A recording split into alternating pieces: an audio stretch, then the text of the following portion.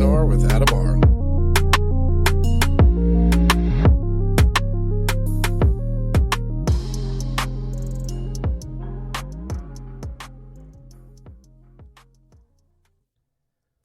Welcome to 3P&R. I'm your host, Adam R., and with me on this episode is Dr. Micheal LaRussa. Micheal, how you doing, sir? Pretty good tonight. Good. Glad to have you on. Glad to have your time. Thank you. Let's start with what put you on the path for cryptozoology. Well, I was always interested in it as a child. I guess back in the 70s, the early 70s, I had first saw the Patterson-Gimlin film on In Search of Leonard Nimoy. That's how old it was. And because I'm 60 now, so it's been a while. And I got a heavy interest in it. But then when I was forced into retirement due to illness, I decided to go to school and get a doctorate of cryptozoology degree. And I did that online. And the main interest that I had in it was getting my grandchildren, who I now have, off of the video games, off of the computers, and outside. Perfect. Needed too. Yeah. What a great subject, cryptozoology. It's an interesting one. Yes, it is. You know, there's stigmas all over it. And yeah. And I guess I'll start with this. If you look at like the mountain gorillas, they weren't really proven real. I have it written down. I think it was like 1902, discovered Yes. by German, by a German officer, actually. The people of the Congo said they existed, the people that lived there. But the white men didn't believe it until two British guys actually killed one and brought one back. Well, that, you know, even like regular gorillas were considered a myth till like 1847 until, you know, Westerners went out there and started doing expeditions, and that's how they found them. And that was a myth. Yeah, this happened with a lot of things. The coelacanth in Madagascar, the people were eating it as a piece of fish to eat, but until you know, somebody from the scientific community got one and brought it back, nobody believed that existed either. Yep. The giant squid, sailors who spend their lives at sea believed in the giant squid, the kraken, so to speak, but nobody else did. These guys live out there. Nobody believed them until we finally had a giant squid wash ashore dead, and now the scientific community now believes in it. Yeah, my favorite is for a long time, sailors were claiming to see dragons, and they were being ridiculed for saying such. Yeah. And it turned out that they were, you know, they're sailors, so they stop in different islands so they could, you know, eat. And right. It wasn't like, you know, today where we have a fridge plentiful. Sure. And it turns out they found Komodo dragons, and that they weren't proven real to 1910. That's pretty recent. Yes. And the billy ape, one of our newest finds, is just within the last 10 years, the billy ape was discovered. I'm not familiar with that one. You have to look them up. The billy ape is a new form of ape. It's an ape species, but it wasn't discovered until I think it was within the last 10 years or earlier than that. It's very recent that was discovered. So there are large animals and primates out there, but like you said, there's a lot of stigmatism attached to it. Like when people ask me what I do, the easiest way to say it is I hunt Bigfoot, and right away they ridicule you. You know, the jokes come out.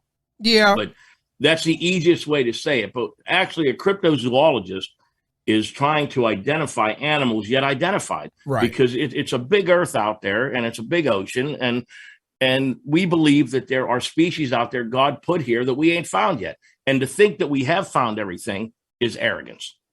Well, yeah. I mean, the only pushback with Bigfoot, it's because, you know, we have modern science, we have IR cameras, we have drones.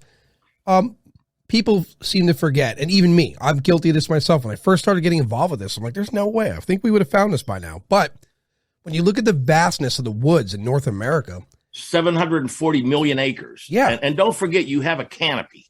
So it's not exactly easy to see things even with a drone, unless you're going to fly, you know, among the trees and get down there in the brush with the drone, which you're probably going to lose it if you do that, because I've had experience with that, believe me. You just can't see through the canopy. Now with infrared, we're making some progress now. We do have some very interesting infrared photographs that have been taken of something that we don't know what it is because it's only an infrared image, but we definitely know it's large and it walks bipedal. So yeah. So the big problem is these networks, they make these quote unquote documentaries, And, you know, we know what that is. I mean, it's to sensationalize. They want to, and I respect that, I guess. You know, it's entertainment. Right. There are some good ones. There are some good ones that come out. But there's so many.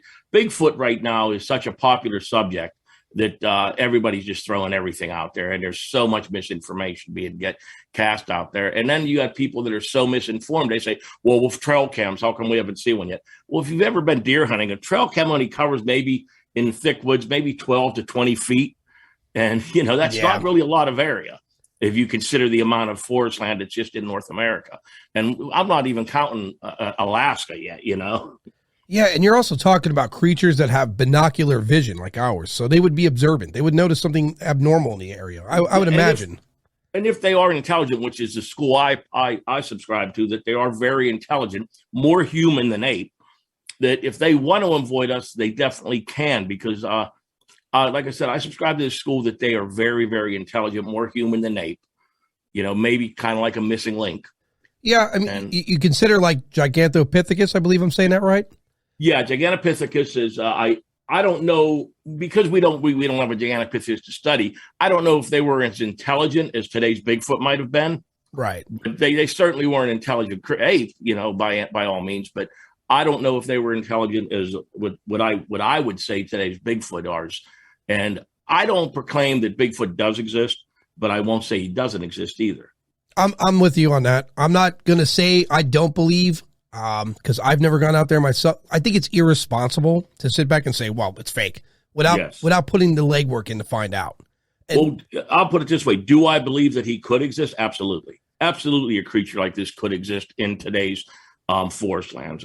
It's no doubt in my mind. I mean, we just have, when you consider China and Asia with the Yeti and the Yeren, you know, and Australia with the Outback and the Yowie, there's just so many places that man hasn't even trod yet, you know? Yeah. I mean, we're still finding tribes of humans that are unknown to us. So that, for instance, South America, it is believed that right now there is like 12 or more existing tribes that we haven't discovered yet. Yeah, and the rules are we're not to engage with them. We're supposed to stand off, which as we should, because I'm sure you might have seen the humorous footage where the helicopter is getting spears thrown at it. Yeah, I did see that actually. I did see that. It's pretty funny. They see that helicopter and they're throwing spears and shooting arrows at it. And I mean, undoubtedly they're seeing planes in the air, but that, you know, they're probably scared shitless of that. Oh, sorry, probably scared of those too. yeah. I mean, you know. By the way, speak freely. Don't worry. There's no censorship. Oh, okay. I was going to say sorry about the language, but no. Yeah, I imagine that when they see them, they're probably scared, or they think they're some type of god or giant bird. Exactly, because if you look at primitive man, we only describe things to the best of what we knew. Right. So it's not impossible to see these things, and to them, it's see that metal dragon. I want to get back to my point about sailors being at sea and seeing things that nobody believed, and the Congolese people living in the Congo and knowing about the mountain gorilla, but nobody believing them. Once again, our Native Americans tell us that Bigfoot absolutely exists, and they've been in this country a lot longer than we have. And in their legends and lore, I wouldn't even say legends, in their oral history, Bigfoot exists. I mean, you know, there isn't a tribe out there that doesn't have a name for a bipedal hairy man. Yeah. Also consider this.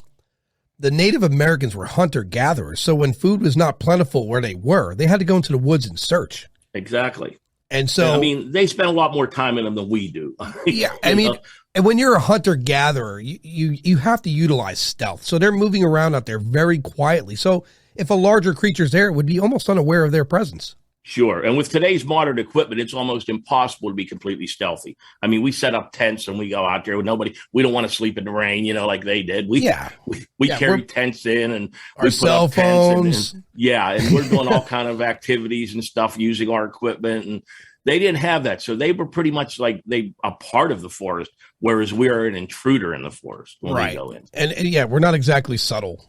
So that's why, as much as we try to be. Now, myself, I'm a Marine Corps veteran, and I was infantry, so I did have a lot of training as far as being stealth in the woods. But it's just that you're not part of the woods as a Native American would have been in the earlier years. Right. You know, if you look at the fossil record for the size of things, so here's what I've learned. I've learned that a long time ago, the oxygen was greater on Earth, so creatures would get larger. Yeah. And now I also learned too how many creatures during the Ice Age had frozen in a state and thawed. Yeah. And so there's this one. All right, so here's an example. In the fossil record, the unicorn, which I thought this was crazy when I read it, but somewhere in, I want to say this was Kazakhstan, they found the remains of, they call this thing, I want to say, I don't. It looks like a Berean unicorn or something of a unicorn. Anyway, it's a mammal with a large horn on its head, and it's real. It's probably more closely related to the rhinoceros, maybe. Right. But again, it's a large, and the carbon dating speaks to 29,000 years ago. That's not considering the test of time. That's not a long period of time. Right, and there's been many species that we thought were extinct that aren't. Oh, especially in the oceans. Yeah. Especially, we know more about Mars than we do about the ocean. So exactly, that's where, like the coelacanth, like I said, it was a fossil. It was nothing but a fossil until somebody was at a fish market in Madagascar and found one laying in a bin. Yeah, I mean, look at the scientists that were ridiculed and bullied because they were speaking about the duck-billed platypus, but that turned out to be real. And that was for a very long time. Yeah. That was and try to describe that to somebody without them thinking you're not a kook. Exactly, you're talking a beaver with a duck's bill that has hooked feet, and not only that, it's poisonous and lays eggs. So it sounds crazy. That definitely sounds like something from myth or out of the Cartoon Network. It's bizarre, but it exists. If I were to describe that to somebody that didn't know what that was currently, they would think I'm insane. Yeah. So you even try to describe a platypus to somebody that lives in Nepal or something, Right. Yeah. They would probably think you're nuts. Speaking of which, Nepal's another place where just like our Native Americans, where the Nepalese, they believe that there's Yetis, it exists to them. It doesn't not exist. It's not a myth or anything. It does exist to them. And these people live there. So it's until a white guy shoots one and brings it back, they're not going to believe. Yeah, that's the unfortunate part. That's pretty much how it goes. And I'll be honest, man. In the beginning of all this, that was my attitude. If it's not dead on a table or in a cage, I don't know if I could, but as I've been doing a podcast and I interview people and I read more, my train of thought starts to evolve. Because I want to make it clear to you that we don't believe in harming any cryptids at all in order to prove their existence. As you shouldn't, because what if you shot the last one? obviously, if they're cryptids, there's not many of them because they wouldn't be so cryptic if there was. And we don't want to contribute to the extinction of them. So I want to make it clear that in Cryptid Hunters North America, which is my organization, that we're strongly against killing an animal to prove its existence. I think sadly, when and if Bigfoot gets proven, it will be a dead one. Yes. Yeah, you're exactly right. But it won't come from my gun. I understand that, but you got to understand that there's a tremendous amount of I don't know how friendly they might be if I got close to them. Yeah, you would have to. I can't say I wouldn't shoot. Yeah, you would have to. Self-preservation tends to make you think a little differently. Yeah, if you're in the heat of the moment, of course. You'd have to. And I think just the fear of being up close and personal with one of them would probably, even somebody like me who goes out of his way to get up close and personal with them. When I run toward them, not away from them, I hear weird noises in the woods. I run toward it, not away. I don't know exactly if one was breathing down my neck, how I'd feel. To the credit of a lot of hunters that witnessed this thing or alleged witnessed it. Yes. None of them is fired. And it made now, but you saying there that are many sense. Stories like that. Yeah. Yes. Well, it makes sense to me now by you saying that because it tells me that they're seeing something flee from them. So there's no real instinct to shoot them. Yeah, and once they get them in the scope, some of them described them as too human, like to pull the trigger. Yeah, and there are, I think I don't recall exactly which states, but there are a couple of states that have protected the Bigfoot. Yeah, Oregon's one against the law to shoot them. Yeah, I read that states have passed laws where you can't harm a Bigfoot. I believe even Ohio has a Bigfoot law on the records about harming Bigfoot. It's scary to think that something we haven't proven existing yet has protection. Yet humans don't share that same. We don't. Yeah, it's frightening. I guess there were some politicians out there that feel that if it does exist, it shouldn't be hurt. Yeah, I mean it would, lean towards science to say, please don't kill us, try to preserve it. That's how I'd want it. Especially if these things are a species of human. So I think, in my opinion, to actually track down Bigfoot, locate it, maybe capture it, or if maybe we don't have to, maybe we actually eventually figure out where they're going and we could observe it like the rest of National Geographic. But I think we would have to, like, I don't know, that would be an enormous team. With today's techniques, if you got good footage like the Patterson-Gimlin film, and believe me, they've gone over that with fine-tooth comb and can't prove that it's fake. I think if you had really good footage today and just put it out there for analysis, that you could prove that that this is an actual thing, or close enough that it would be hard to disprove it. Wasn't there some guy that said he was the Bigfoot in that video? Yeah, a guy. But the thing is, there was two different guys came out and said, and then one guy said that he made a costume, and the technology at the time was no better than Planet of the Apes, which was just a face and a hand and hands and feet, basically. And the muscle tone, the muscle movement in there. And don't forget, this film has been critiqued over and over by experts in the field of videology, whatever they call it. But they have gone over this over and over, and they've determined muscle tone. They've determined the proper movements, the proper foot placements. So it's probably one of the best films we ever had. And I had the pleasure of meeting Bob Gimlin and spending some time with him about 2 years ago. We celebrated his 88th birthday together. We flew him in, my organization, Cryptid Hunters North America, we flew him in from Washington to speak at a conference in Ohio, and Creature Weekend in Ohio. We flew him in to speak. And because I was the one that flew him in, I got to spend all the time with him. I ate at his table and everything. And the man's incredible. He's really honest and down to earth. Now he's the guy that recorded it. He was the one with the gun and the camera. Yeah. Okay. Well, no, not the camera, with the gun. Oh, I see. Patterson had the camera and ran after it. Bob Gimlin had the gun and backed him up. It's probably what I would have did. I would have ran after it. Yeah. Bob Gimlin is a down and out cowboy. He's a purebred cowboy, like through and through, real cowboy, I would like to see a team assembled of expert trackers. But when I say a large team, it can't be like 20 guys. The larger the team, the less your chances are of spotting. If you notice, many of your sightings happen when people are alone in the woods. Why do you think that is? Just because of the awareness of them walking around? Yeah, well, I think sightings are chance encounters. I think the Bigfoot's heading one way, you're heading the other way, and whoops, oh, we just saw each other. I think that if he knows you're there, he's gone.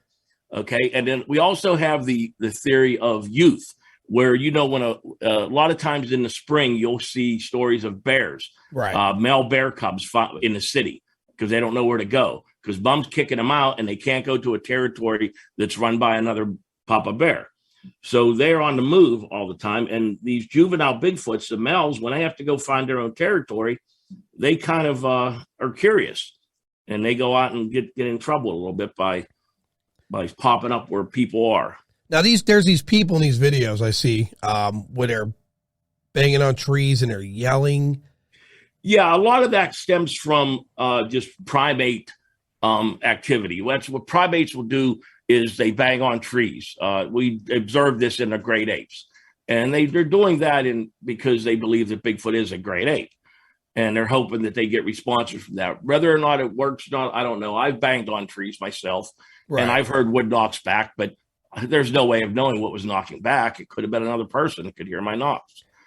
I always had to prove what was knocking back at me. Whenever I watch that, I always have this thought in my head that Bigfoot somewhere in the woods are like, what are these crazy people doing? Yeah, because if we are knocking correctly? Can he say, what the hell is that? That ain't, the right signal.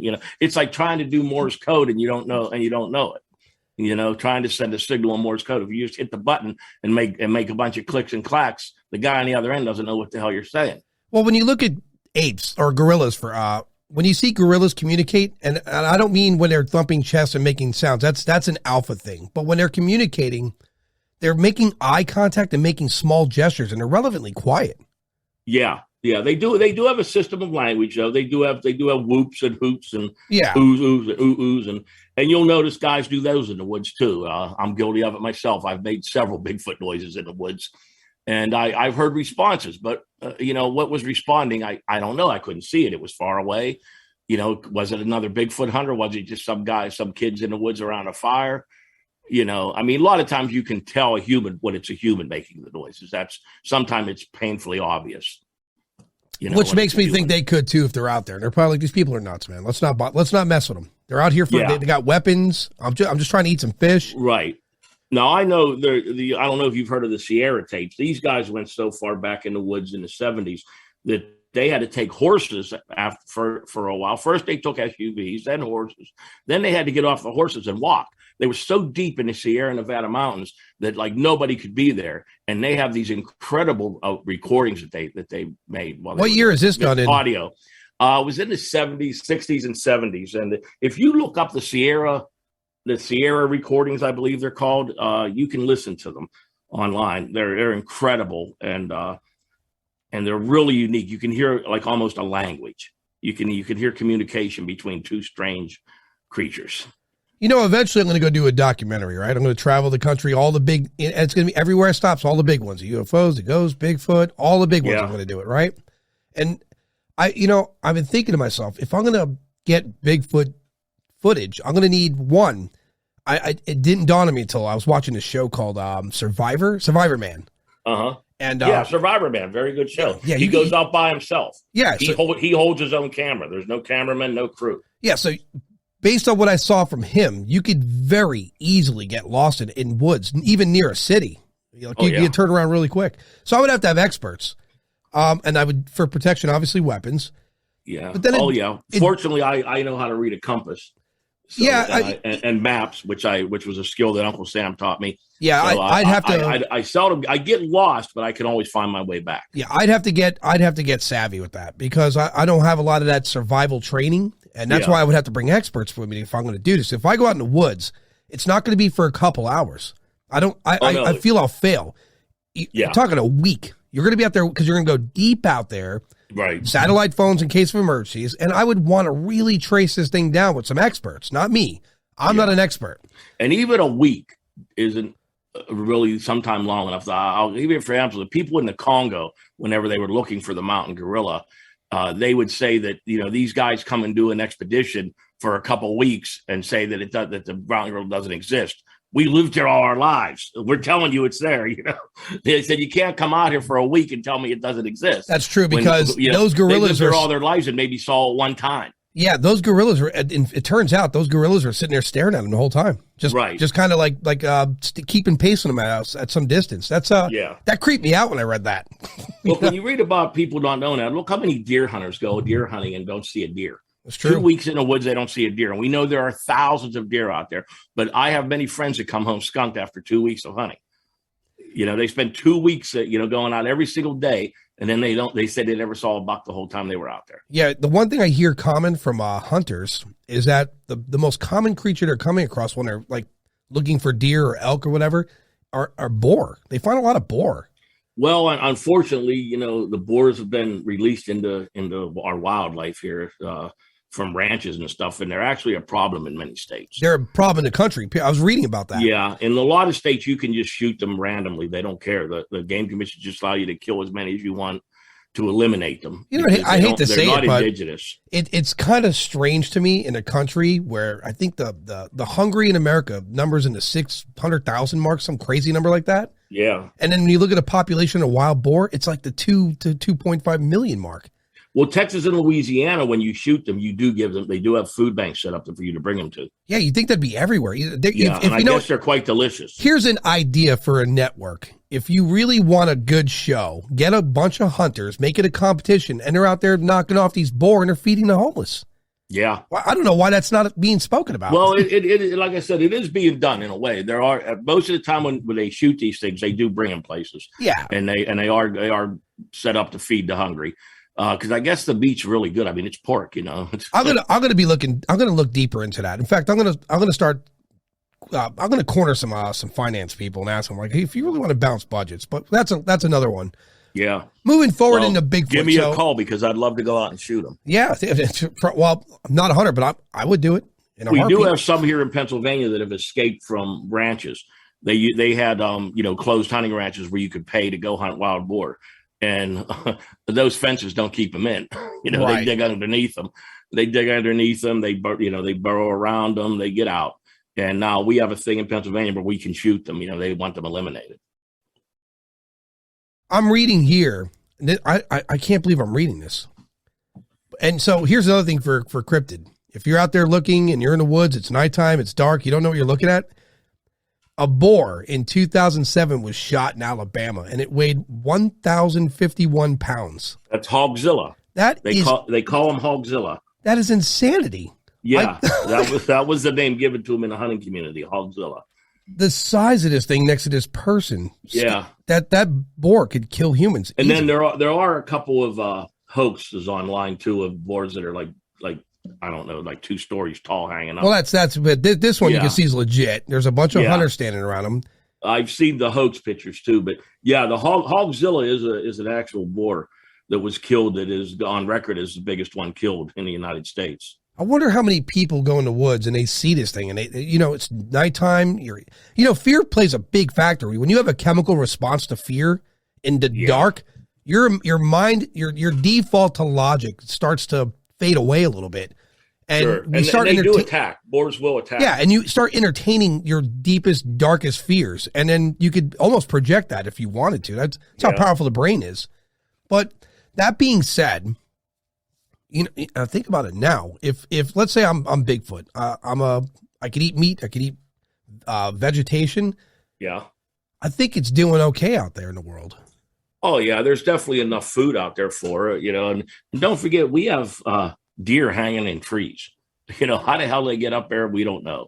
Yeah, but I've come across parts of deer hanging in trees myself. We definitely don't have leopards here. There's definitely no leopards. No. We do know that there are mountain lions in places where they say they aren't. We know that. That's a fact, because the idea of saying that they aren't there is to prevent hunters and poachers from killing them. Well, here's the thing with mountain lions. We are in their natural territories. Like in Florida, the Florida panther, for example. Yeah. There's so much real estate out there for humanity that they're running out of places to go. Yeah. And so naturally for them, instinctively, they're going to travel. They're either A, going to move into populated areas, or B, they're going to travel across the country to find somewhere more rural. Yeah, they don't know boundaries. The Game Commission here says there are no mountain lions in Pennsylvania, but a mountain lion doesn't know what he's in Pennsylvania. Yeah, I assure you there are. I promise there are. Oh, we know they are. We know there are. I don't like to talk much about it because it is to prevent people from killing them. But they're definitely here. My game cameras have caught some pretty interesting pictures. Well, listen, when you're in Pennsylvania and there's still a lot of wilderness there, a lot of like deer, and mountain lions aren't interested in you. You're not on the menu, especially if food's plentiful. Their food supply is unbelievable here. I mean, they have no problem eating. Yeah, and the fact is that there isn't a lot of them here. Number one, they're just we have a small population of them, not enough that they're even being noticed, but they're here. There's leopards crossing up from Mexico. Yeah, they've been spotting them in parts of Texas, I believe. And it's animals the same thing. Don't know boundaries, and they will go where the food is. They'll travel and go where food and water are, wherever they can survive. So here's another one. Here's a topic for you. I'll ask you about it. Sure. I don't know what to make of it. Chupacabra. Yeah, Chupacabra. What the goat sucker. So I'm a little. Here's where I sit with that. It sounds to me, by everything I've read, that it's a mange Wolford dog. Well, there are 2 Chupacabras. There is the Puerto Rican Chupacabra, and there is the Texas Chupacabra. Why? I don't know. You think we would have gave the Texas one a different name. But the Puerto Rican Chupacabra is kind of alien looking. It stands on 2 feet, kind of like a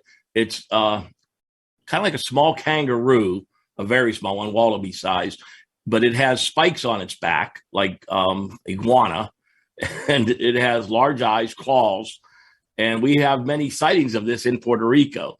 Now, when we get to Mexico, they're seeing the same type of thing. However, when you get into the United States, they call El Chupacabra what looks like a manged coyote. However, we have a lot of pictures of them, and they have there's different attributes about them that are different than coyotes. For instance, a longer snout, longer canines.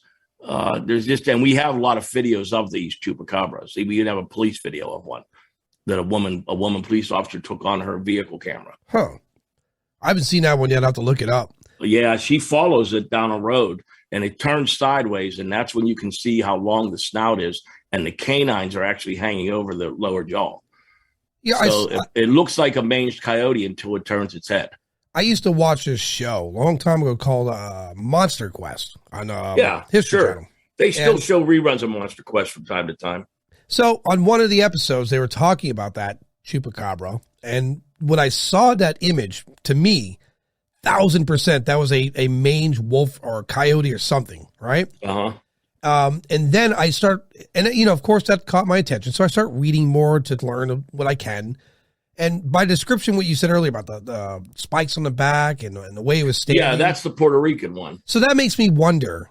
And I hate, I'm not trying to. The Puerto Rico one is quite bizarre, but there was a testing facility in Puerto Rico. That's what I was going to get to. Where they believe that this could have escaped from, where they know that they had animals there. That's a fact. And they were doing tests on animals there. So is this some type of hybrid animal? Is it some type of mutated animal? We don't know. Well, listen, like I saw real video from science of a mouse with an ear on it. Oh yeah, well that's how they're growing organs. Yeah, they're growing. So if they're going like noses, and that's what they're telling us publicly that they had. Now, imagine the screw ups they're not going to talk about. Certainly. Right? So let's not understand that Russia in the 50s tried to produce an army of ape humans by breeding. They actually tried to breed humans and apes. Oh my God! They inseminated women with gorilla DNA. And they inseminated gorillas with human DNA. Let me read this to you. Let me get this up. Right when you said that, here it is. This is it. This is it. This person, I'm not going to say who it is. This person believes that Bigfoot is an experiment by mankind where they were breeding humans and apes. Well, we know that the Russians tried to do it. I didn't know that, by the way. The project was shut down. And I believe the scientist that was performing the experiments fell out of graces with Stalin, and I think something bad happened to him. I'd say, if I'm not mistaken. He didn't succeed in his mission, but we know that this happened. That they did try to do this because it leaked out that they were trying to inseminate females with gorilla DNA, with gorilla sperm. Yeah, I mean, someone asked me like, well, if it's true and these things are made in a lab, what do you think it escaped? I'm like, well, you think everyone in that facility was a scientist? There's maintenance people, and humans have this weird thing. We're like, I'm going to set that. If it is something the size of a Bigfoot, why couldn't it escape? Well, yeah, if it wanted to. But hypothetically speaking, if it's in a facility, it's locked down with modern technology. I would have to assume that someone on the maintenance staff or someone somebody that's not of science sees this thing and they're like, I'm going to save it. I'm going to rescue it. Or flip side, how many people have these animal rights things inside of them? And their instinct is to get jobs in these places for the purpose to release them. We know animal rights groups have allowed animals to escape. Yeah. So, I mean, that's been documented. They've even let animals out that were diseased. I think the government let's say, the Chupacabra is an experiment, and what better place to do it in Puerto Rico? We overlook Puerto Rico, but there's not a lot of laws, saying there's a lot of confusion in why the Texas is called the El Chupacabra too, when they look nothing alike and are not alike. As a cryptozoologist, I wish whoever named it would have gave it a better name because they are two different. As a matter of fact, I sell T-shirts with my company logo on, and on the backs I have different cryptids you can buy, and I have both Chupacabras on. One says El Chupacabra Texas, one sells El Chupacabra, Puerto Rico. It has different pictures of them on the back. Huh. Because they're two different cryptids. I'll have to order a couple of those shirts from you. Same name. Sure. Yeah. I have Bigfoot. I have the Dog Man.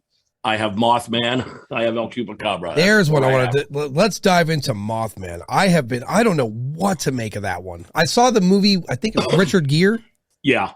And then at first I thought, it's just a movie and they're going to take this thing and make it more fantastic. Then I read historically that bridge actually collapsed. Oh, sure.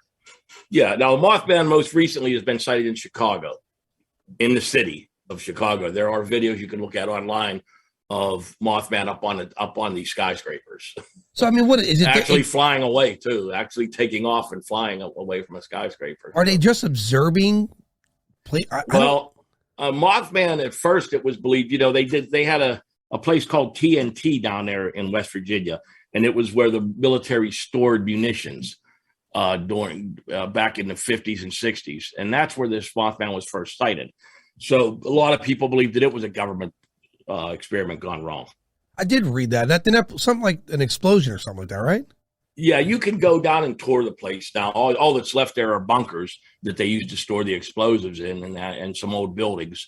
And they do tours. You can go down there once a year, as a matter of fact. In around September 17th, they have the Mothman Festival down there in West Virginia, and it's incredible. The whole town of Point Pleasant shuts down, and it's just incredible. The streets are filled, and all the crypto celebrities are there. I have to get myself a booth there one day.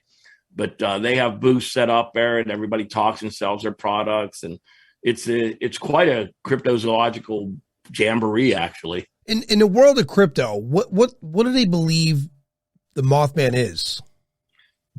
I don't know. I'm not really into the Mothman too much. A lot of people think it's paranormal, right? Though if you watch the movie, it kind of seemed that way. And he's a foreteller of disasters. He lets you know when something bad's going to happen. He appears. People have seen him before disasters, such as the bridge collapsing, and which was actually, matter of fact, not the anniversary of that was not too long ago. I think it was December 14th or something like that. The bridge collapsed. It was at the beginning of December. Yeah, the bridge collapsed. It's got a very demon-esque description and behavior to it. It's what I'm gathering from it. The first sightings of it came to a police station by teenagers who were making out at the TNT place, as they call it, the old munitions dump. Right. And they were making out there, and this thing chased them, and it followed them when they were driving down the road. They said they were doing 60, and it was flying alongside their car. And they ran to the police department and told them, and the police right away, assumed it was a teenager hoax. But then more and more reports started flowing in about seeing this thing. And it was all in a small period of time that everybody saw it down there in Point Pleasant. And then after the bridge collapsed, the sightings ended for a long, long time before any more sightings occurred again. Huh. Well, I'm going to look more into that myself because Mothman is quite interesting. It's not something I'm actually looking for to think how I would find, because he is very rare and he only makes rare appearances.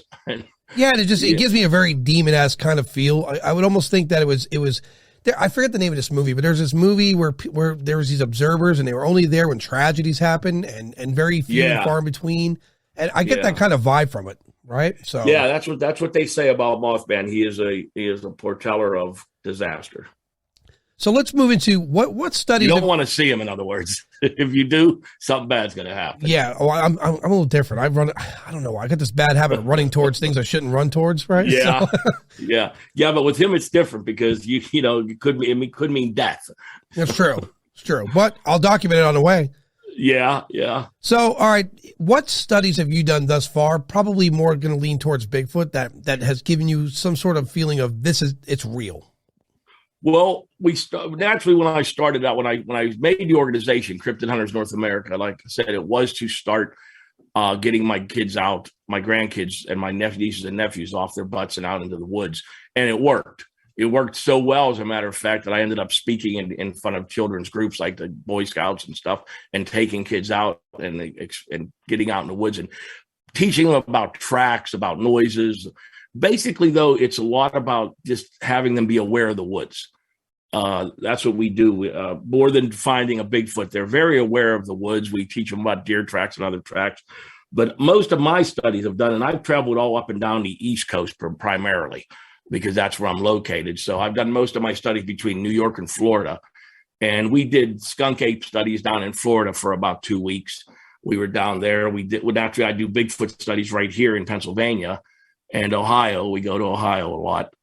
And in New York, we did the there's a Bigfoot up there that they purport to see up in the New York border toward the Indian reservation, that we gone up there and researched.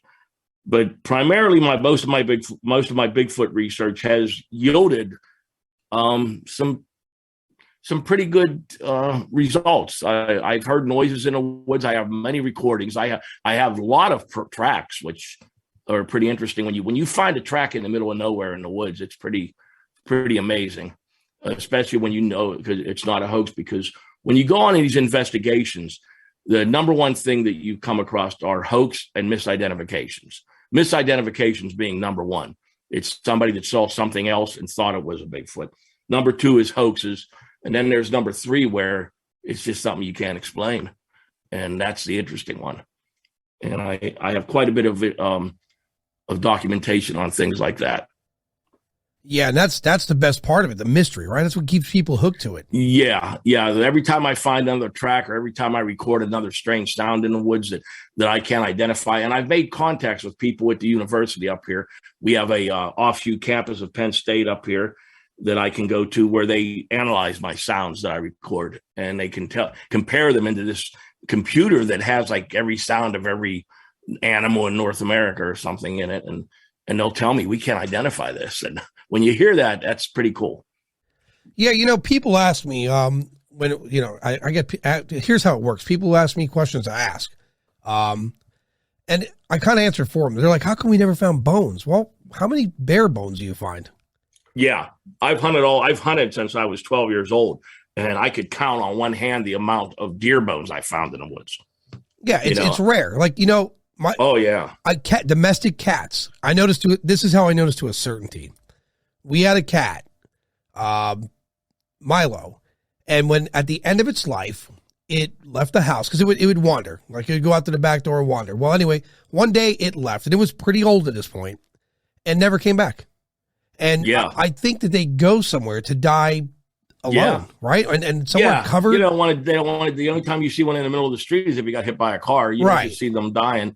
And look at where all our birds at. Yeah, it's true. Like where are like a lot of the creatures that we die. have thousands of songbirds around us, and you don't just see them dropping dead and laying on the ground. I mean, you do once in a while, but usually it's because of a cat killed it. Right. Yeah. I don't think you could ever, unless it was killed. It was killed. Yeah. And you're right. You see a squirrel smashed on the road, you don't see the dead squirrels. And I got squirrels and rabbits all around me.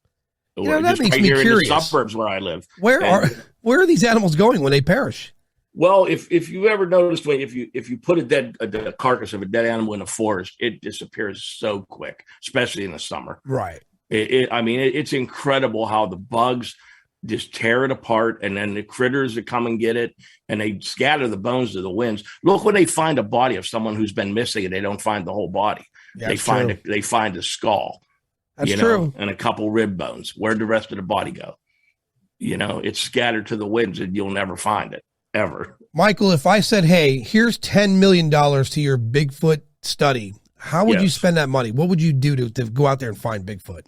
Well, first of all, I would improve on my equipment that I have, because, like I said, I started on a shoestring when we started this, and that was the idea too. It was to get amateur cryptozoologists involved, right? Instead of people watching these Bigfoot shows on TV, to get them actually to become a Bigfoot researcher themselves.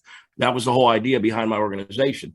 And one of the things we did was show people how to buy equipment on the cheap. And we did a lot of research and a lot of looking up to find the cheap equipment that was good. We had some hits and some misses until we finally come up with good night vision sights that weren't expensive, good hearing things that weren't expensive, And I would definitely get the best equipment I could get, number one. Number two, I think I would go to the Pacific Northwest up in Canada. Okay. Which would be the southwest of Canada. I would probably go up there, Prince Edward Island, places like that. I would go to Vancouver, up in that area, because that seems to be the even hotter spot for Bigfoot than our own state of Washington and Oregon. Well, it seems to be, again, a larger animal can handle the cold better. So it seems to be it goes where we don't want to be. Plus, the natives up there really will help you with the stories they have. Their sightings are incredible, just listening to them and finding out things from them up in Canada. I found that the Canadian natives are very, very interesting to listen to when you hear their stories about Bigfoot. Yeah, some of the Native American things I've read, we're to blame why they migrated elsewhere, right? Mankind came, we started knocking things down, and they recognized, and I guess most animals, well, minus bears. Because bears, you pull a gun. I have to go back a minute and tell you the first thing I would probably do is pay somebody for a kidney, because I need a kidney transplant, and without it, I can't spend time in the woods right now. That's hurting my research right now, because I'm on dialysis. Well, that destroys my research time in the woods. I can only do 1 to 2 days at a time. Well, we're going to have to get you a kidney. Yeah, I know. Got to get you out there doing this. Yeah, it's ever since my kidneys went, it's really hurt my time. But this is why the organization comes in. I have field investigators in 23 states now, out of the 50 states that have joined my organization. That are, that they what they do is they get a card that says they're a field investigator to show when they knock on doors. They get a shirt that that says field investigator on it, and they get a book, The Amateur Guide to Cryptozoology. And I send them out if I get calls from something in their state. In their area, I call them and I send them out to do the interviews and the research for me. How many of those guys are hunters and former military? Quite a few of them, actually. Yeah, I would have a feeling because actually a lot of them are my friends from the military because of social media. I've been able to locate men that I served with, and we get together every 2 years. We get together and have a reunion for my unit. And all those guys damn near joined. They all wanted to be a member of the organization. And the rest are friends of mine that moved out of state, And the other ones are ones that I meet when I do these shows. When I do these creature shows, these Bigfoot seminars and that, and I set up a booth, I sign people up. And I give them a shirt. They get it for $20. They get a shirt. They get an ID card, and they get my advice, my phone number to call 24/7. It's got my curiosity now about, I don't know. I think differently. I'm real I'm going to hire like 200 people. We're going to comb the woods. We're going to use this sophisticated equipment, come from both ends and have like a trap. But then, you think that doesn't work. No, yeah, because one, in my mind, it sounds great, but then when you really think about how large of an area that is, you're talking, you need like 1 million people from both sides to hold hands. All you have to do is research your site. Like the site reports I get, 90% of the sighting reports I get are lone sightings. People are alone when they see it. Yeah, that's unfortunate. They are alone. And it's not just Bigfoot when they see other weird things. It's alone. For instance, my field investigation teams are no bigger than 2 people. I only send 2 out at a time usually. Yeah, it draws me back to this again. I sadly, I think the first evidence of Bigfoot is going to be deceased, and I think it's going to be because a hunter's in a panic. Yeah. There was a story of a hunter that it's been televised too, that shot one, and then when he saw it, he shot a juvenile, and he was so scared that he buried it, and then he went back to get it after a couple of days, and it was gone. Which more than likely, if these Bigfoots are intelligent as we think they are, they took it. Yeah, they observed it. Now, one thing is we do not believe that they live in packs, in colonies. We believe that they're nomads. The only time they cross paths, basically, is to breed and for the mother to raise the juveniles to their adolescence. Because if they were in colonies, I believe that that'd be a lot easier to find. Yeah, I would think so too. Our belief is that they're nomads, that they constantly are on the move. They travel in order for the food and water, and they probably have a migratory path that they may follow. But the only time that they actually come in contact with males and females is for mating. So they're kind of like they live in family units, kind of like bears. That's how bears live. Yes, yeah, and pretty much all the other mammals in the woods. That's pretty much. Most of them don't cohabitate. The men do their business and move on. Sounds like us. Yeah. Increasingly more and more, unfortunately. Yeah. I don't know if you remember, there was this network called Spike TV some time ago. Yeah. And yes. It's still around. They changed the name of it though. It's I forget what it is. It's one of the networks it's on now, but it was Spike, and Spike changed its name. Yeah, didn't they have I think they were gonna have like a contest or like a reward with some, I forget, I don't remember the exact number, but something with millions of dollars, maybe like $10 million to find Bigfoot. That they were gonna have like this contest, and I remember being excited about that. Like, well, that's good. Yeah, it's not the first time though. There's been several over the years. There's been several rewards for Bigfoot. I'm trying to think of the name of the guy. There was a man that did circuses and stuff that had a reward out for a gator. And then don't forget, we had the circus that said they had a hairy man frozen in ice, and it was examined and it was believed to be real, and then it disappeared. I remember reading about that. I do remember reading about that. Yeah, it was examined by Sanderson and Heuvelmans, which are 2 of the greatest cryptozoologists ever to exist. Bernard Heuvelmans and Sanderson these two guys were considered they were actual scientists that became cryptozoologists. Huh. So they had credibility. Okay. Unfortunately, today, scientists think cryptozoology is a crock. It's a pseudoscience. For instance, I had to get my degree online. I couldn't go to a university to get Well, you need people to do cryptozoology to look. We could discover a new chipmunk tomorrow, and that would be fascinating. Right. Well, the first part of my studies was zoology. First, I had to study zoology before I could become a doctor of cryptozoology. Right. Yeah, I mean, we need people to explore the mysteries.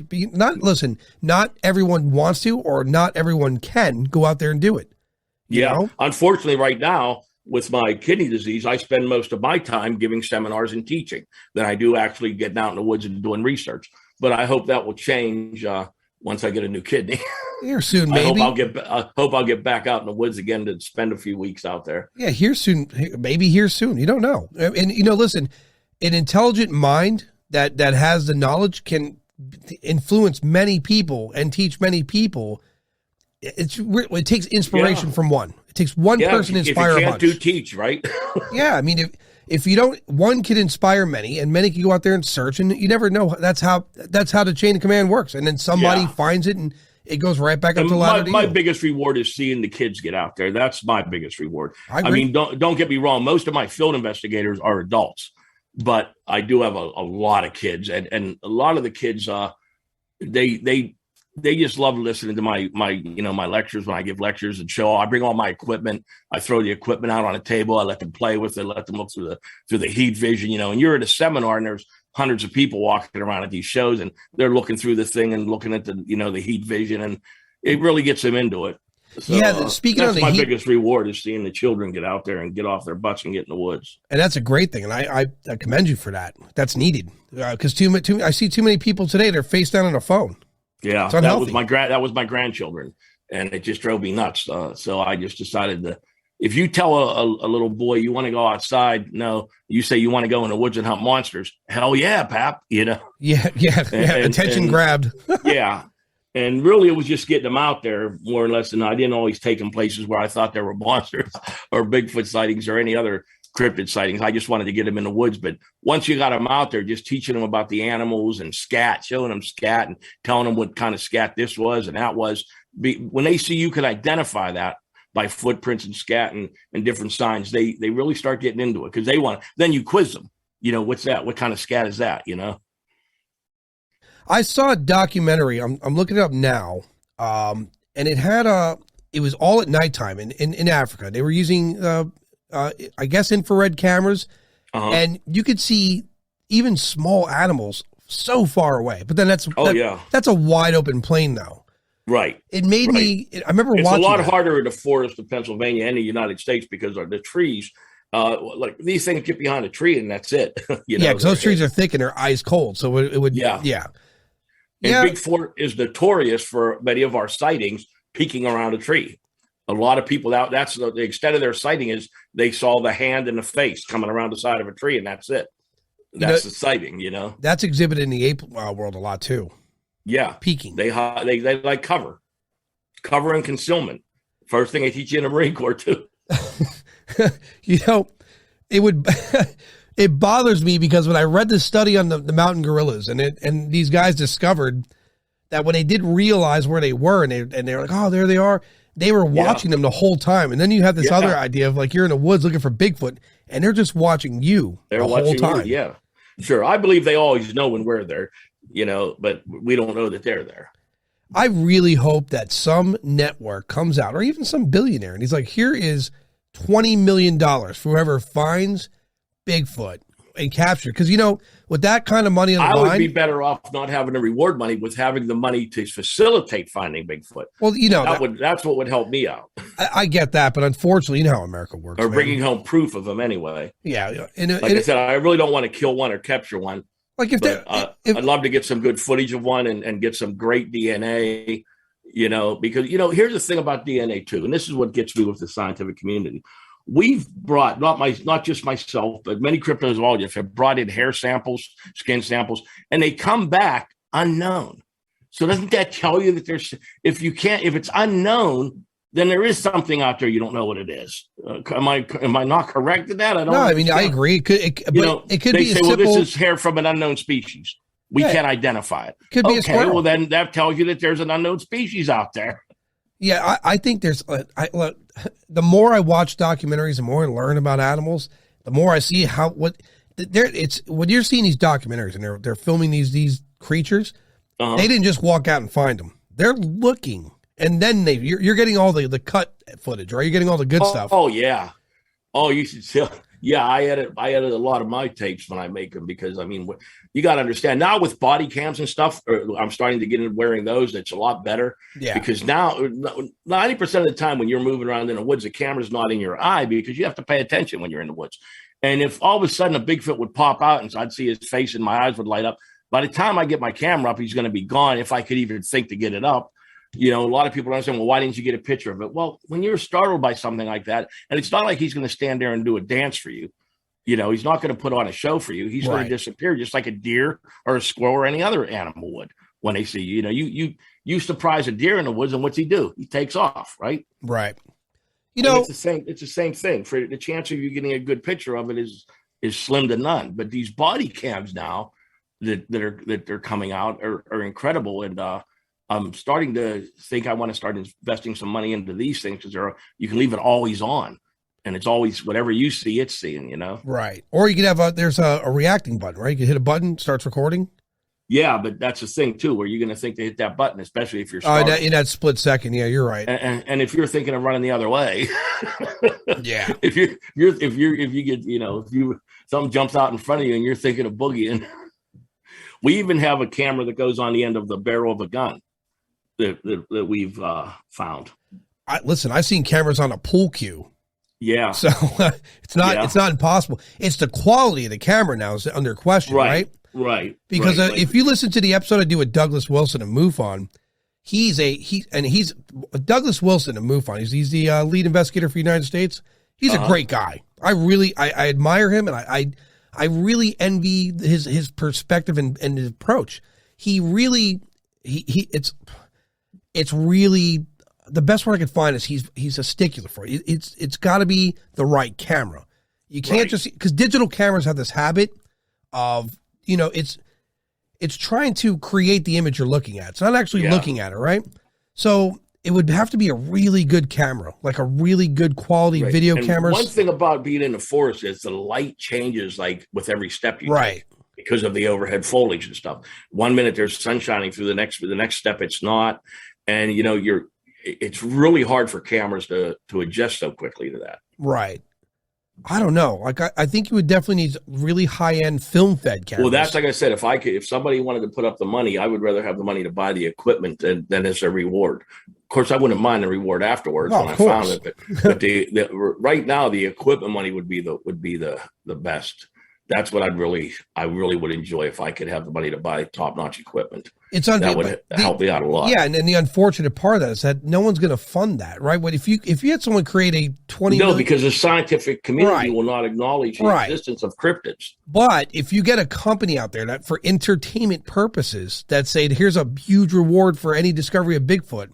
Oh yeah. Do you know how many people are going to be out there searching? Crazy amounts. And you know what though? That's what we don't want. No. That would drive them so far away that it wouldn't probably never have another sighting for another 20 years. Oh, you could have a point there. They would boogie so far deep into Canadian wilderness it would never see them again. Yeah. The more disturbance you have the more human disturbance you have, the less chance you're going to have of seeing them. They're going to disappear. So from what I gather thus far, the wisest thing to do is have a small group of guys, maybe 6. Everyone has their expertise, and they would have to spend 6 months out there. And I would separate them. I wouldn't even put 6 in a group together. I would put 6 out there, but I would coordinate them so that they would be triangulated, basically. I would still feel better about teams. So this way, the team is a 2-man team. Is all right. Yeah. So to use. And single units are even better because it's just like when I go hunting. If I have 6 guys walking through the woods, I'm not going to get a shot at a deer. But when I'm there by myself, I get a buck every year. Yeah, I guess I'm looking at more like the sniper caller team, right? Yeah. Your sniper team is 2 men. You have your spotter and you have your sniper, and that's basically what we need. That's basically what you Yeah, need. so this guy's got one guy with a sophisticated camera and another guy with a spotting camera. Yeah, like Patterson and Gimlin did. The one had the camera, the other one had the gun just in case. It was just two of them went in there and they went back. And back where they went today, it's civilization is encroached closer toward that area. Right. But back then they were really deep in the woods. They were really deep in when they had this sighting and did this filming. I mean, they were back in there on horses. That was the only way to get back there. Has there been more sightings? Now you can walk back there. You can drive your car to a certain point, park it, and then walk back into where they did the filming. Had there been more sightings there since? There's been sightings in Willow Creek, yeah. The Willow Creek area has sightings all the time. But one thing is that the area down there has created a tourist attraction out of it. So most of the sightings we take with a grain of salt because they have to keep it alive down there to keep the tourists coming in. Well, it's got my curiosity. I'll say this much. Michael, before we close out, is there anything you want to add or anything you want to? No, I just wanted to make sure on the next show, I'd like to talk more about my organization and try to get some field investigators out there from your listeners. Yeah. If anybody's interested, I'd like to explain to them what we do and what I can and how they can become a field investigator for cryptid hunters. I did want to have my wife on the show tonight and talk a little bit about how I got her involved in it reluctantly and how she came around and started to enjoy it. I see she's up now. She worked an overnight shift and she's very sick, but she's awake now. But my plan was to have her on the show tonight and do a little talking about her experience with me and how I got her involved in it. Well, so the next time we do this, we'll have her come on with you straight out. Okay. If there's any investigators you want to bring on with you, you're welcome to bring them. And we'll go. One of the times I'd like to have one of my grandsons on, one of my grandchildren on, and they can tell you how, they got interested in I would like to. I quiz them. I quiz them all the time on different cryptids. Like I'll give them a description of a cryptid and they have to name it. And I go through this with them every time they come to visit me. That would be fun because that's the future, right? That's the future investigators. Yeah. Like for the one, I'll say this cryptid is from West Virginia and he flies. And they'll go Mothman, and they compete over who can answer quickest. That's great. It keeps them engaged, right? They're doing something that's not in the house, right? I like that. Yeah. Sometime when, like I said, when I can't travel much, we just go out in my backyard and we make Bigfoot calls. They all practice making a different. Okay, now do a whoop, and they do whoops. Now do a chatter, and they do a chatter, and we just have fun doing that. And I videotape them doing it, and they laugh and giggle, and we just have a good time. But they're not looking at the TV or the phone. Yeah, and those are powerful memories of Grandpa, man. Powerful. Yeah, unforgettable. Yeah, that's true. My grandchildren probably would know nothing about cryptozoology if not for me, but they're probably the most informed kids in their school on the subject of cryptozoology. You never know; they might be the ones with their own show one day who actually find something. You don't know. I mean, especially as technology advances. I'm hoping one of them becomes rich so they can buy me equipment. I gotta get them in college.